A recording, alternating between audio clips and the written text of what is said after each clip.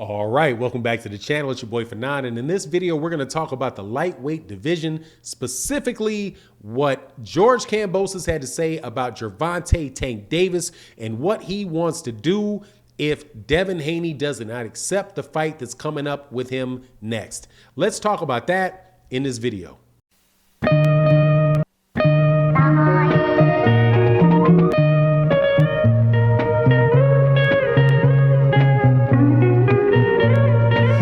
Right, welcome back to the channel. It's your boy Fanon. In this video, we're going to talk about the lightweight division, specifically George Kambosos, Gervonta Tank Davis, and Devin Haney. But before I get into that, let me first welcome you back to the channel.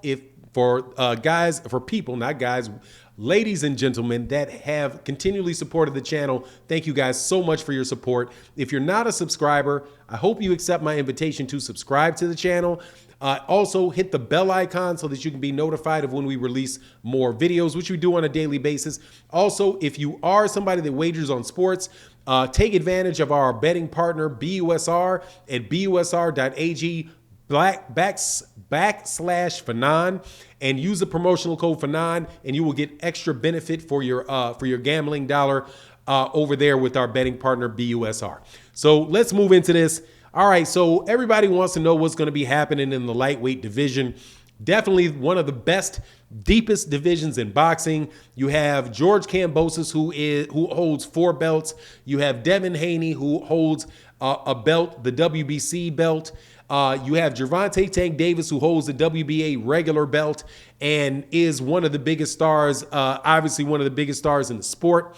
You have Ryan Garcia, who is in that weight class. You also have Vasily Lomachenko, who is a future Hall of Famer, multi-divisional champion, former top pound-for-pound fighter, former #1 pound-for-pound fighter by ESPN and Ring Magazine. Just a whole lot of really, really good, talented fighters in that division. And all of the belts are pretty much at this point in time, however, revolve around George Kambosos and Devin Haney. And in a secondary sense, Gervonta Tank Davis. Well, there was a recent interview by George Kambosos where George Kambosos talked about what he was going to do next. And his first choice is hopefully to get a fight with Devin Haney. But he said something that really lets you know what's going on in that lightweight division. And it is definitely, something that is, I'm not going to necessarily say it's good in boxing, but it's a reality that we face over and over again, which is that, the biggest guy is not necessarily the guys with the belts. The people that are where you really know that it is, the big man or in any particular division may be somebody that doesn't hold any belts. And when George Kambosos was talking, he basically gave that admission about Gervonta Tank Davis because he said, look, I want to fight Gervonta Davis. I only want to fight the best fighters, the biggest fighters. People were telling George Kambosos that, fight somebody from Australia, get a couple fights in.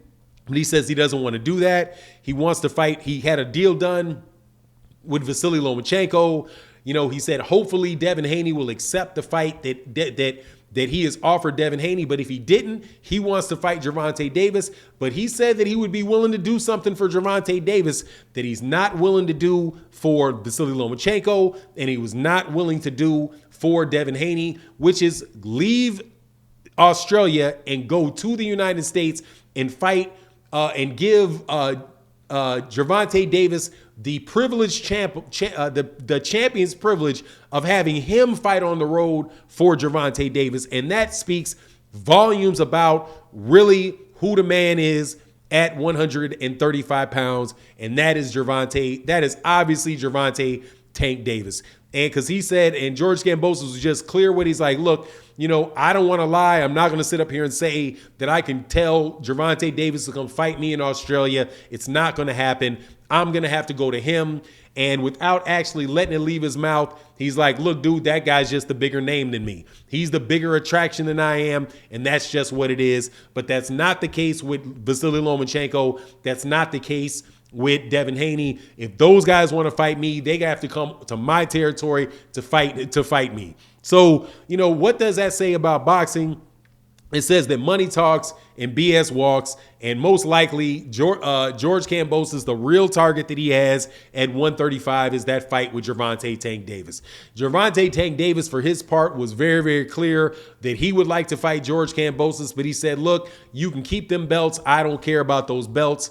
Pretty much all they are is extra stuff for me to pay for. So, it's just a real funny situation in boxing where the belts, depending on who you're talking to and depending on the circumstance, matter. And depending on, in other circumstances, they just do not matter, right? I personally think that the belts are by and large just ornamentation and should be a way to organize fights to where we make sure that we get the best fighters fighting each other. But when you have all kind of nonsense going on, like specifically what's going on with the WBC and this franchise belt and having, certain guys that don't have to fight mandatories. Once you don't have to fight a mandatory for your belt, then that belt, in my opinion, is just not worth it. It doesn't mean anything because in the two instances in boxing where there are belts where guys do not have to fight, where guys do not have to have mandatories, do not have to defend against mandatories for their belts, what happens? You have the guy with the belt underneath you having to fight all the mandatories and having to fight all of the toughest guys in that sanctioning body, like the situation that Devin Haney is in with the WBC. George Kambosos as the WBC franchise champion, or Lomachenko as the franchise champion, can sit there, hold that designation, and never fight anybody that's ranked in the WBC again. Same thing goes for the most part with the WBA super belt that George Kambosos held, and before that,